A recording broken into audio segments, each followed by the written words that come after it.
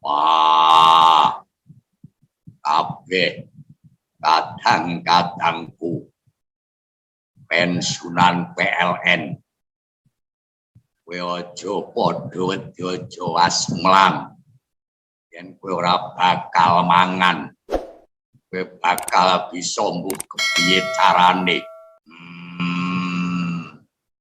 Sing padha gedhe padha apik tatanan anak-anakmu kabeh. Aja padha gawe darah. Assalamualaikum warahmatullahi wabarakatuh. Waalaikumsalam warahmatullahi wabarakatuh, Bapak. Sehat? Alhamdulillah. Baik. Hari ini hari Minggu, tanggal 20 Maret 2022. Kali ini IKA PLN TV mengajak Bapak Joko Gatotkoco. Beliau adalah anggota IKA PLN daerah Jateng. Nah, gimana ceritanya? Ngelihat latar belakangnya, Masya Allah. Ntar kita tanya apa itu yang di belakang. Apa kegiatan beliau setelah purna di PLN. Tapi sebelum purna mungkin Pak Joko Gatotkoco bisa menceritakan awalnya di PLN gimana nih Pak Joko. Pak Joko. Ya begini Bapak. Jadi saya mantan pegawai PLN. Jadi pensiun 2011. Ya. Sebelum saya pensiun, saya terakhir di Sekretariat Umum. Dulunya saya di gudang, di perencanaan konstruksi sipil, kemudian di Sekretariat Umum. Oke. Sama Pak Nugro. Masuk PLN tahun berapa Pak? Tahun 79. Di mana Pak itu Pak? Di Semarang. Di Semarang. Jawa. Melamar atau dilamar nih ke PLN-nya nih? Ngelamar Pak, tes. Dulu Pak Insinyur Soeharjo. Ya. Ada lowongan waktu itu Pak ya? Ya, ada lowongan dicari tenaga untuk listrik masuk desa. Terus Nah, Bapak melamar gitu ya? Lamar saya itu testing itu lawannya 2.500, yang diterima 102. Nah, alhamdulillah. Tapi setelah itu saya dimasukkan di gudang, dari tenaga kasar. Ya. Nah, ya sayangnya saya masuk, saya lulusan STM.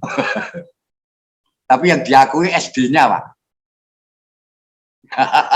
Sangat-sangat menderita yang diakui SD-nya. Ya. Nah, setelah itu saya di gudang kurang lebih ada 9 tahun. Setelah itu saya ditarik di teknik sipil, karena basic saya sipil. Kemudian setelah di teknik sipil, saya ditarik di Sekmom. Sekmom sampai pensiun.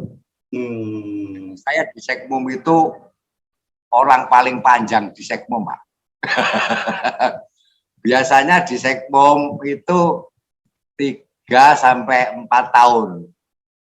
Saya alhamdulillah, saya dari 96 sampai pensiun 2011, Pak. Apa aja kegiatan Bapak di situ dengan waktu yang panjang itu, Pak?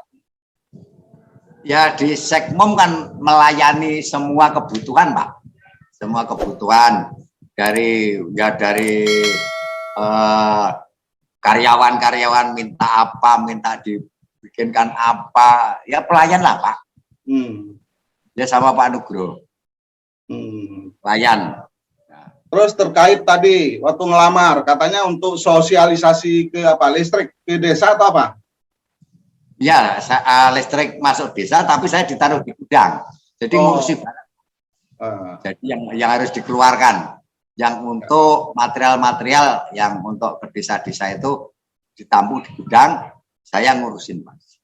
Oke, waktu kala itu sosialisasi mungkin harus didatangin ke konsumen ya. Beda sama sekarang mungkin ada sosial media. Nah, kala itu gimana? Pak Joko melakukan sosialisasi? Jadi gini Pak, saya melakukan itu saya setelah di Sekmum. Setelah di Sekmum ketemu saya sama Pak Nugroho. Ternyata sama Pak Nugroho itu basicnya di Keroncong Pak. Keroncong. Saya di Campur Sari. Ya, hampir sama. Kemudian Pak Nugroho mengajukan kepada pimpinan. Kan waktu itu kan banyak orang pencurian listrik, Pak. Pencurian listrik, terus orang bayar listrik itu banyak telat, banyak nunggak. Nah, terus Pak Nugroho dengan saya berembuk bagaimana kita untuk sosialisasi ke masyarakat. Masyarakat langsung kita ajak bicara kayak apa. Nah, di situ saya membuat ketoprak, Pak. Kita membuat ketoprak yang dibiayai PLN. Jadi kita setiap kota, Pak.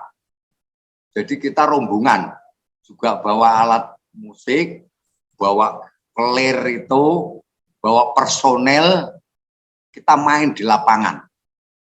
Di lapangan di sana sosialisasi, kita penerangannya diterangkan. Carane masang listrik sing bener iki ngene. Karo iki sama BTL, kali misalnya gitu, BTL yang sah. Terus kemudian jangan sekali-sekali mencuri listrik. Nah, listrik ini gawat. Jadi itu juga ada pidananya. Terus kemudian kalau bayar listrik yang tepat waktu, jangan ngolor-olor. Nah, ini Pak, ini selalu. Terus kita mendekatkan antara PLN dengan masyarakat. Nah, itu Pak Nugroho yang ada di depan.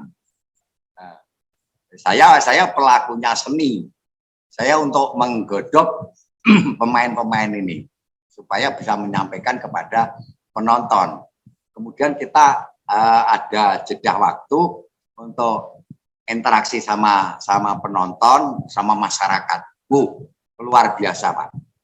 Itu biasanya di lapangan atau di mana? Di lapangan, Pak. Setiap pentas di lapangan. Waktunya sore, malam?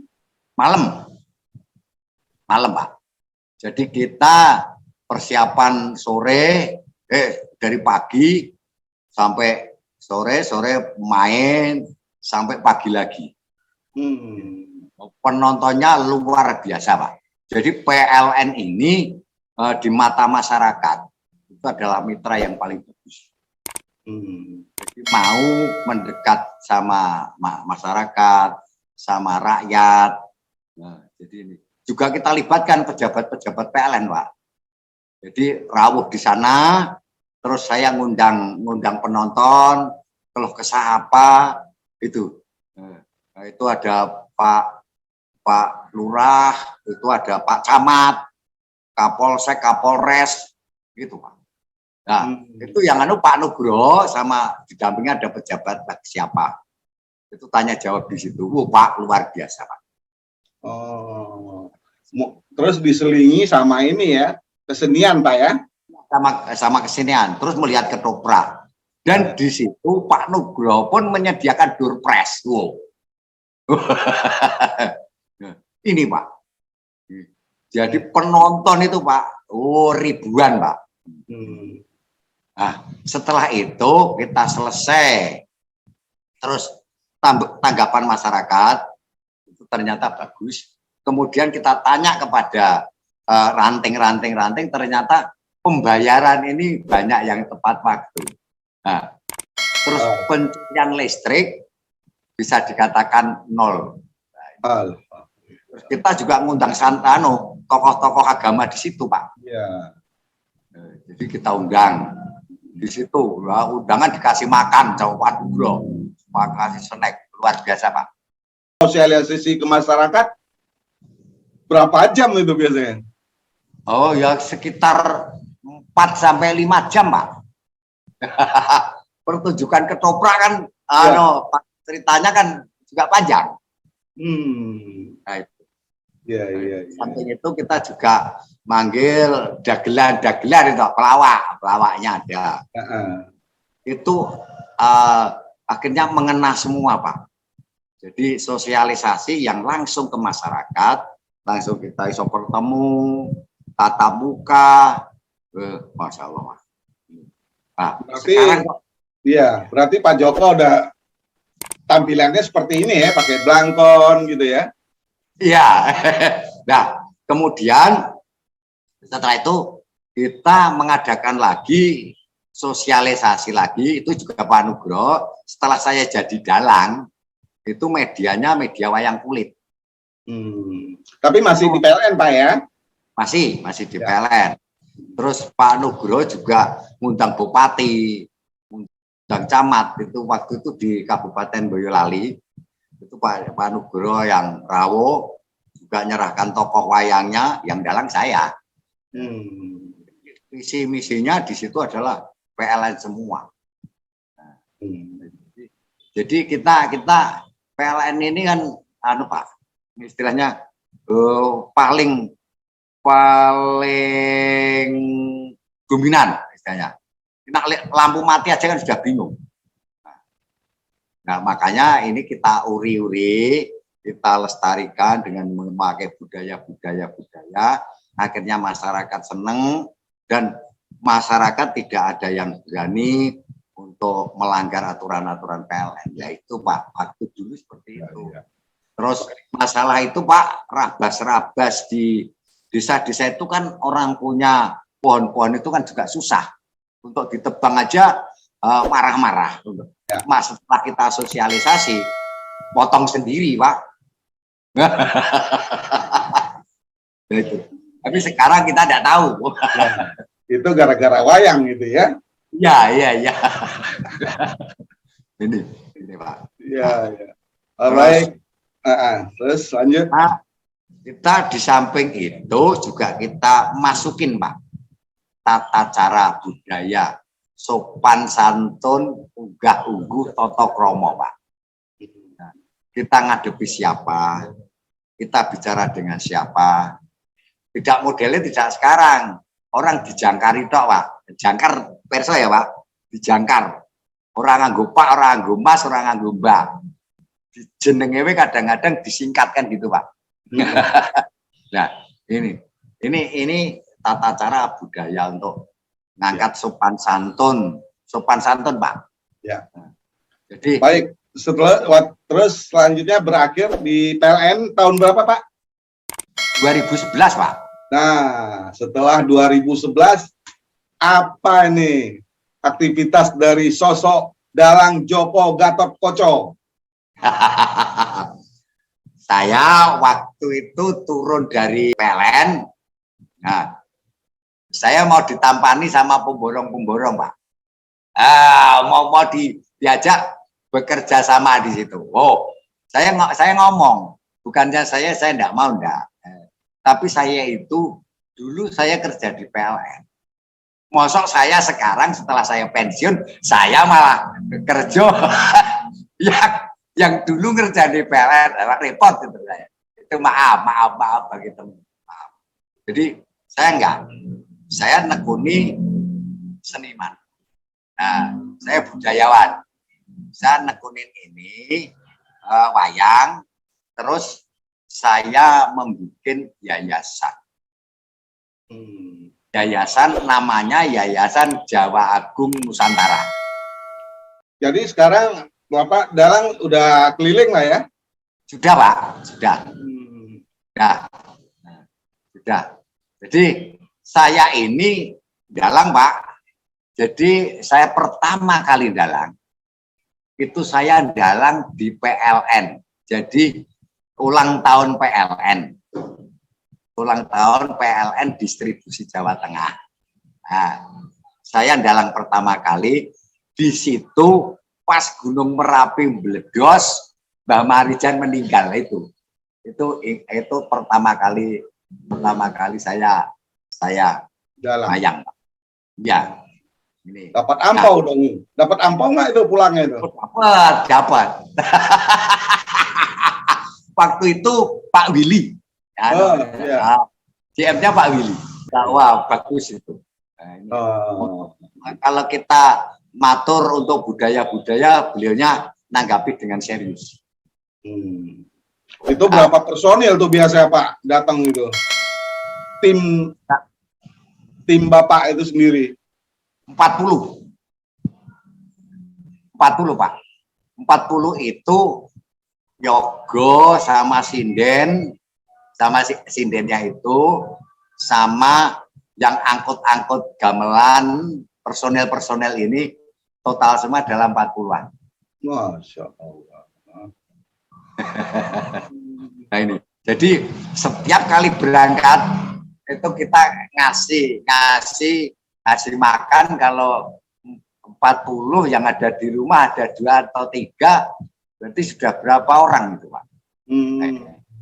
Nah, jadi kita bagi-bagi gitu Pak.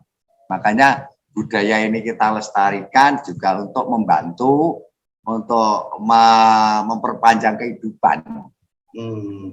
Nah, wayang ini kan ada wayang kulit. Ya.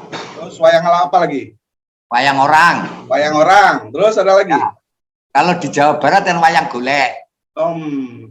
Nah, ya itu perbedaan sepengetahuan Pak Joko gimana? Perbedaan wayang kulit, wayang orang gimana Pak Joko? Ya kalau wayang orang itu pemainnya semua kan diperagakan orang semua. Ya. Tapi kalau wayang kulit itu pakainya ya ini, ini pakai ini. Jadi dalang ini kerjanya paling susah. Harus bisa menguasai beberapa bahasa. Misalnya satu persatu. Seperti ini ada Brotoseno. Nah, ini Brotoseno. Brotoseno ini kan suaranya juga besar. Misalnya gini. Mungkin bisa dicontohkan 2 atau 3 wayangnya itu Pak, dengan apa beda-beda suara itu Pak Joko? Oh iya. Nah, ini pertama apa ini? Ini Brotoseno. Brotoseno itu waktu mudanya Werkudara. Ini Werkudara. Jadi ada perbedaannya seperti itu. Jadi suaranya besar Pak. Mantap. Jadi misalnya ada adegan. Misalnya sama Prabu Kresna itu. Wah, diteng kakangku. Yo, aku manut apa sing kok ngendikake. Nah, ini ada lagi tokoh yang sering saya mainkan kalau pas Bapak sering mendengar ada ruatan, Pak. Jadi kalau di bahasa ruqyah, ruwat itu kalau ada orang punya anak laki perempuan, ini untang-anting. Nah, terus ada lakinya 2, perempuannya 1, itu sendang kapit pancuran. Terus ada 3 anak, perempuannya 2, yang laki di tengah. Itu pancuran kapit sendang lah. Ini perlu banyak di luar. Terus kemudian ada yang punya anak 5 laki semua. Ini Pendowo Limo. Nah ini perlu di luar. Nah, pakainya Bathara Kala ini. Pak Joko, dari satu panggung ke panggung berikutnya itu lakonnya beda-beda atau gimana Pak Joko? Beda-beda atau tinggal permintaan yang punya kerja. Iya. Misalnya mau mantenan, mantu, itu biasanya Gatotkaca-krama. Nah, itu apa Semar mantu. Nah, itu bermacam-macam. Jadi tinggal permintaan yang punya tuan rumah. Oke, biasanya apa yang disampaikan itu apa? Intinya apa? Yang disampaikan ya ini visi misi yang punya kerja. Misalnya mantenan, ya itu kita bicara tentang kehidupan di keluarga. Jadi bagaimana istilahnya suami istri itu kayak apa? Nah, itu di situ. Terus nata keluarga itu bagaimana lah? Di situ dianukan di pewayangan ini. Jadi begitu Pak. Iya, Masya Allah. Terus catatan saya ini ada ada yayasan atau apa nih Pak Joko Gatotkoco ini? Yayasan Jawa Agung Nusantara. No, opo itu? Nah, Yayasan Jawa Agung Nusantara. Ini resmi Kementerian Menkumham. Ini saya bergerak dalam sosialisasi. Kita sosial. Kita tidak ada bisnis di sini. Nah, tujuan kita, kita mengajak nanti, kalau kita nanti punya modal, kita punya uang, kita punya modal, kita punya uang, itu kita terjun di masyarakat. Sekarang Pak, kita sangat-sangat prihatin melihat rakyat kita yang seperti itu sudah tertimpa, nah di situ. Nah, tugasnya di yayasan ini, biasanya itu ini orang lapar itu supaya bisa kenyang, orang sakit itu supaya bisa sembuh, orang nangis itu supaya bisa diam.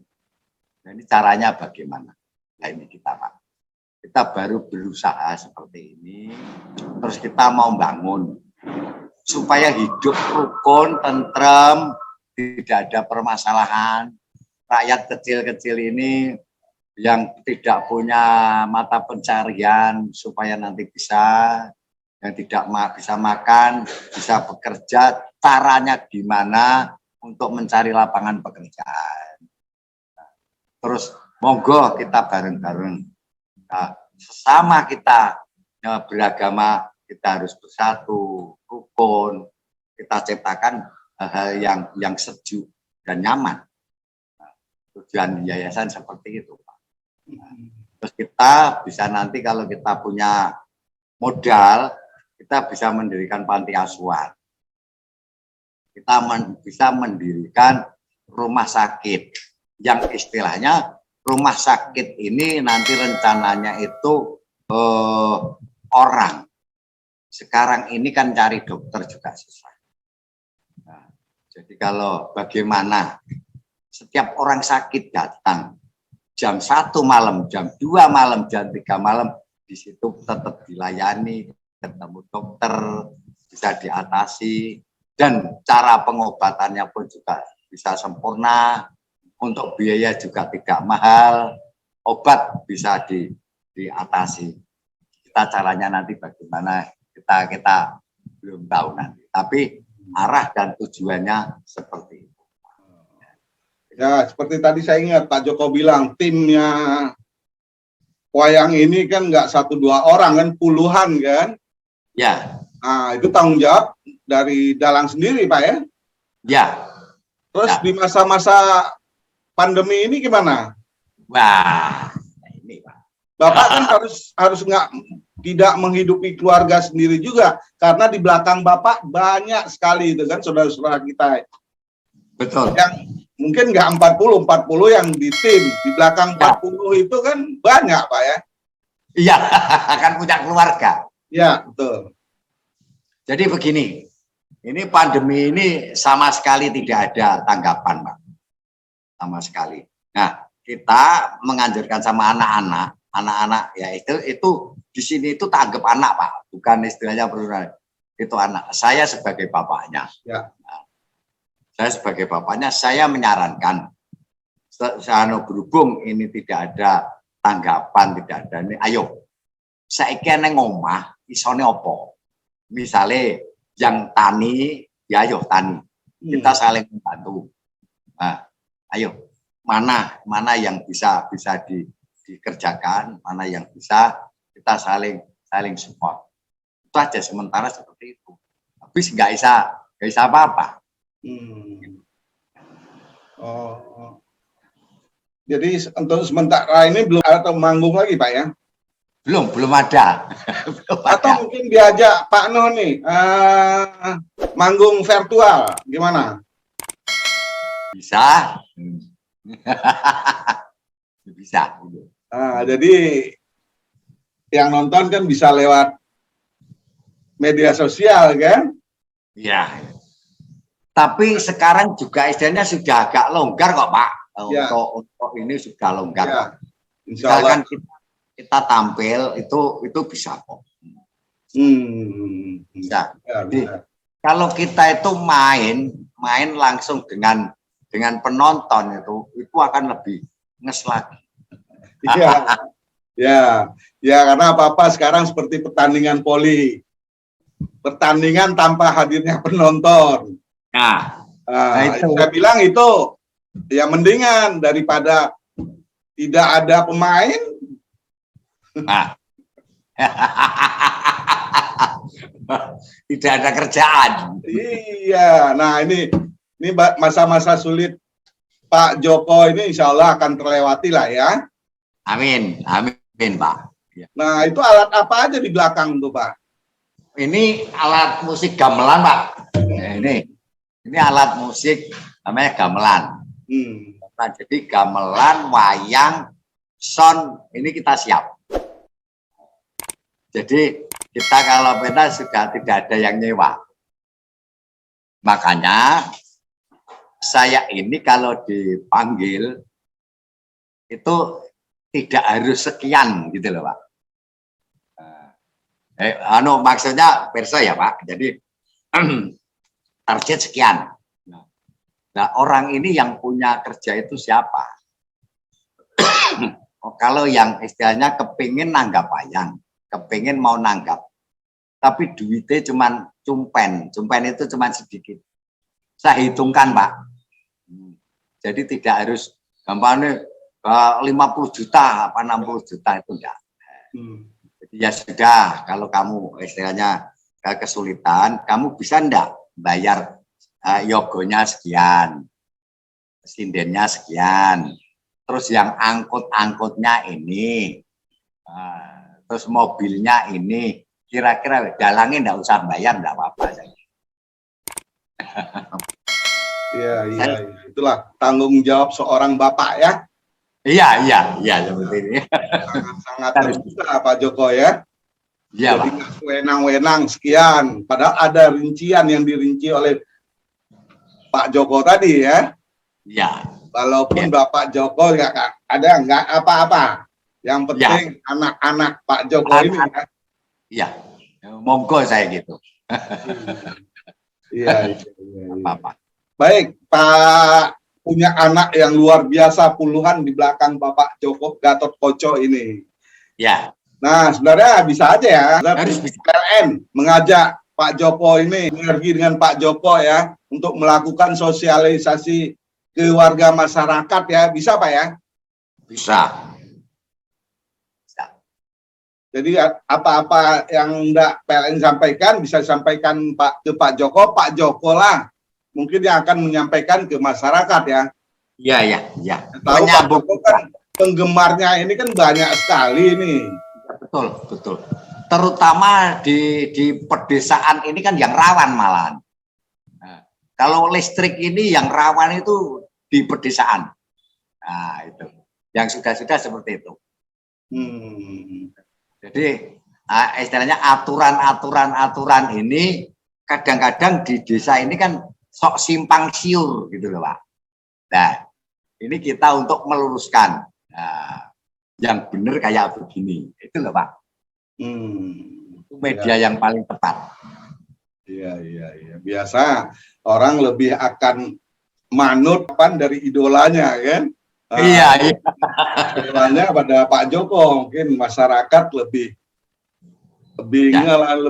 percaya lah gitu apa yang diomongin oleh idolanya. Ya. Terus dulu pernah Pak, saya juga dikontrak sama TVRI Pak. 5 tahun. Saya membawakan acara Tepo Tulodo. Saya narasumber Tepo Tulodo.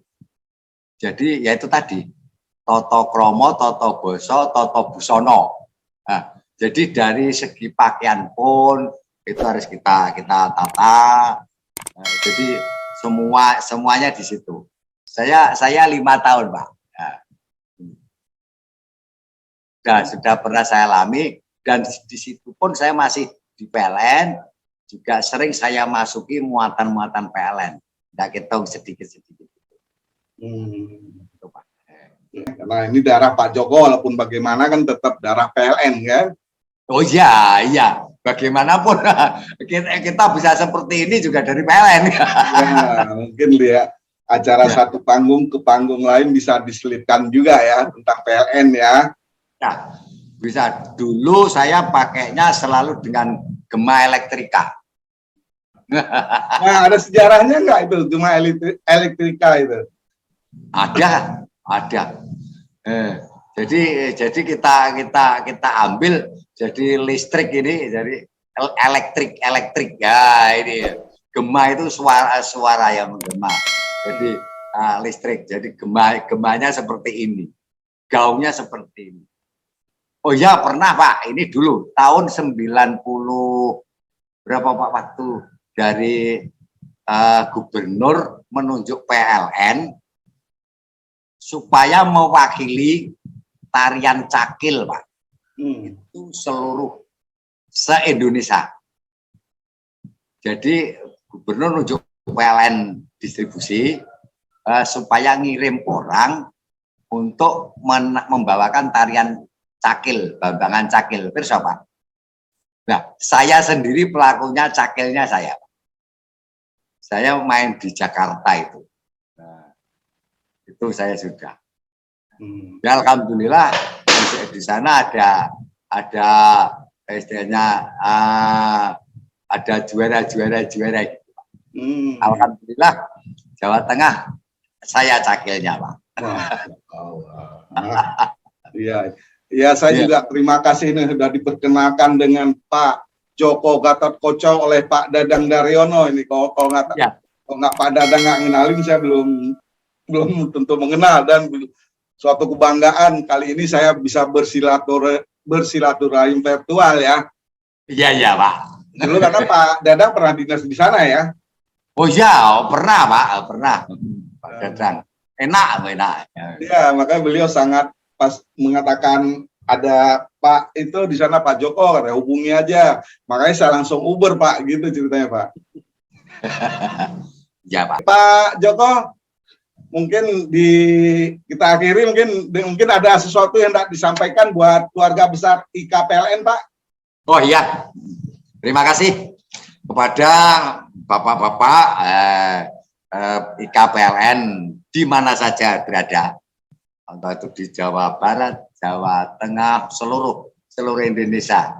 Ikatan ini mari kita jalin yang seerat-eratnya, kita tingkatkan kerukunan kita tingkatkan selalu komunikasi kita.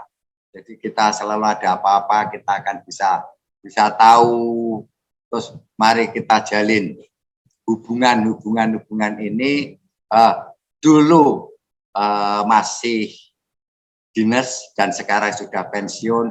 Sekarang pensiun akan lebih akrab lagi daripada tempo dulu. Jadi monggo jaga kesehatan. Sekarang seperti ini, cuman yang paling berharga adalah sehat. Kerukunan kita tingkatkan di rumah tangga masing-masing. Wis tua-tua arep do ngopo kan gitu ya Pak. Nah, ayo yang paling enak yang bagaimana? Cari yang paling enak. Kita tidak ada masalah, kita tidak bermasalah, kita terhindar dari masalah, hidup kita tidak akan susah. Wah, kabeh kadang-kadangku pensiunan PLN, kowe aja padha aja asmlang, yen kowe ora bakal mangan, kowe bakal bisa mbuh kepiye carane. Sing padha becik padha apik, tatanan anak-anakmu kabeh aja padha gawe dardah. Ayo keluargane dijogo kabeh, aja nganti ana perkara apa bae. Cukup ngono ae yo. Sing do ngati-ati. Diwaspadake. Sabar lan narimo iku bujengane. Iman elingo karo sing gawe kuwasa. Wis.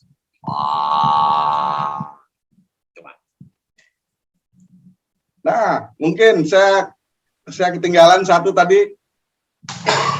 Ada hendak disampaikan buat Guru Soekarno Putra, Pak? Oh, Kan sahabat Bapak ini. iya. Gimana ceritanya dulu, Pak? Berteman sama Guru Soekarno Putra, Pak? Ini. Ya.